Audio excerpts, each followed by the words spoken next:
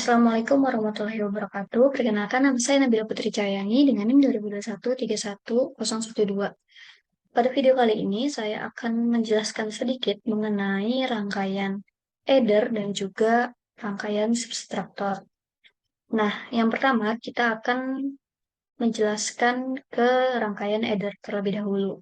Pada rangkaian header sendiri memiliki dua jenis rangkaian. Yang pertama yaitu ada half header dan juga ada full header. Nah, kita akan ke half header terlebih dahulu dan kita akan zoom sedikit agar kelihatan. Nah, pada rangkaian half header ini adalah rangkaian penjumlahan yang paling sederhana. Karena pada rangkaian ini hanya dapat digunakan untuk operasi penjumlahan bilangan biner sampai 1 bit saja. Rangkaian half header ini yang seperti kita lihat memiliki dua inputan dan juga outputnya juga memiliki dua. Untuk membuat rangkaian half header ini kita menggunakan gerbang logika yaitu XOR dan juga gerbang logika NAND. Nah, untuk melihat tabel kebenarannya yaitu di sini saya sudah buat tabel kebenarannya. Jika inputnya 0, maka outputnya juga akan sama, yaitu 0. Namun jika kita input 1 pada salah satu inputannya, maka outputnya akan menambahkan 1 pada sum. Bisa di B atau di A, sama saja, maka outputnya tetap 1 pada sum. Namun jika kita masukkan 1 pada kedua inputan ini, maka yang terjadi adalah outputnya pada carry yaitu berjumlah 1. Karena jika kita menjumlahkan pada bilangan biner yaitu 1 tambah 1, maka hasilnya adalah 1, 0. Untuk itu maka satunya akan masuk kepada carry. Nah, untuk selanjutnya pada rangkaian rangkaian full adder ini merupakan rangkaian elektronik yang digunakan untuk melakukan perhitungan penjumlahan penuh dari dua bilangan biner yang masing-masing terdiri dari 1 bit. Nah, rangkaian ini berbeda dari rangkaian half adder yang hanya memiliki 2 output. Rangkaian full adder ini memiliki 3 output, yaitu ada A, ada B, dan juga ada SIN atau C-in. Untuk outputnya tetap sama, ada 2, yaitu ada sum dan juga cout.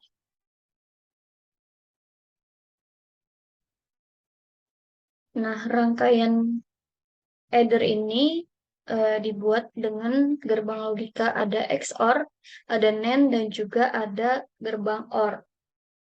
Untuk tabel kebenarannya sendiri sudah saya buat, yaitu jika 0 inputannya 0 semua, maka outputannya juga akan 0 semua. Namun jika salah satu inputannya kita beri 1 atau benar, maka yang akan terjadi pada outputnya adalah di sum akan berjumlah 1 juga.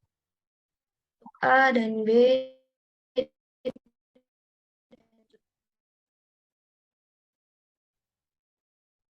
akan masuk kepada sumnya yaitu 1. Namun jika dua di antara inputan ini adalah 1, maka outputnya yang berjumlah 1 yaitu adalah yang cout.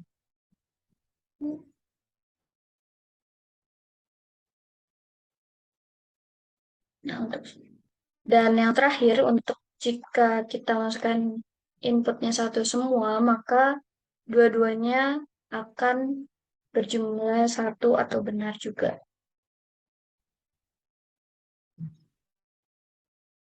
Nah, mungkin segitu aja untuk penjelasan sedikit mengenai adder.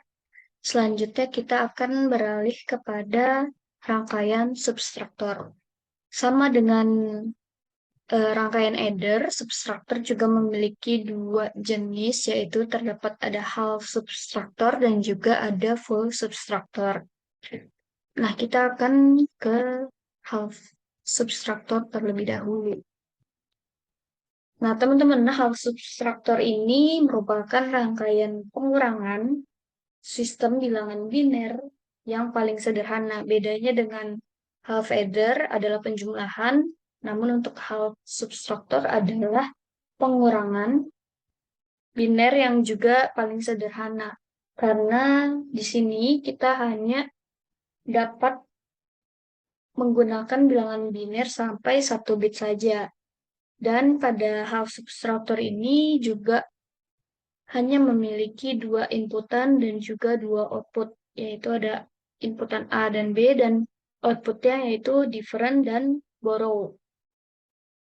Nah, pada gerbang logika yang dipakai di half substruktur ini yaitu ada inverter, ada XOR, dan juga ada NAND.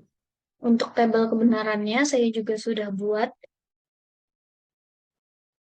yaitu jika inputan B kita masukkan ke 1, maka outputnya akan berjumlah 1. Namun, jika di A kita masukkan input, outputnya hanya keluar di different. Nah, untuk dua inputan, maka outputnya akan berjumlah 0.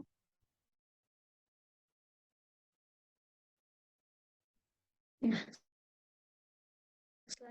full substruktur,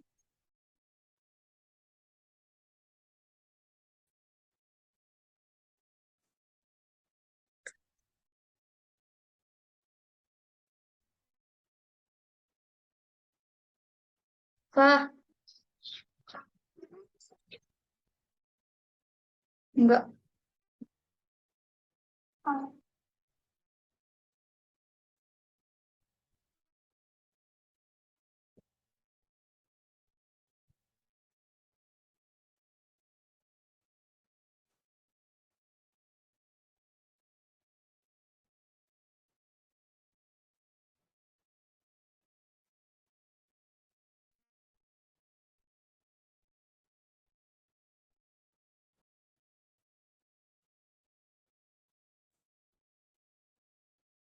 Nah, selanjutnya ada full substruktur.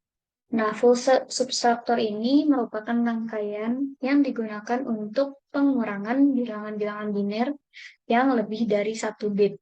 Bedanya dengan half substruktur tadi, dia hanya bisa mengurangkan bilangan biner hanya 1 bit, namun untuk full substruktur dia bisa lebih dari 1 bit. Nah, rangkaian ini juga memiliki 3 inputan, yaitu ada borrow in, ada A dan B, dan juga memiliki dua outputan, yaitu adalah different dan borrow out.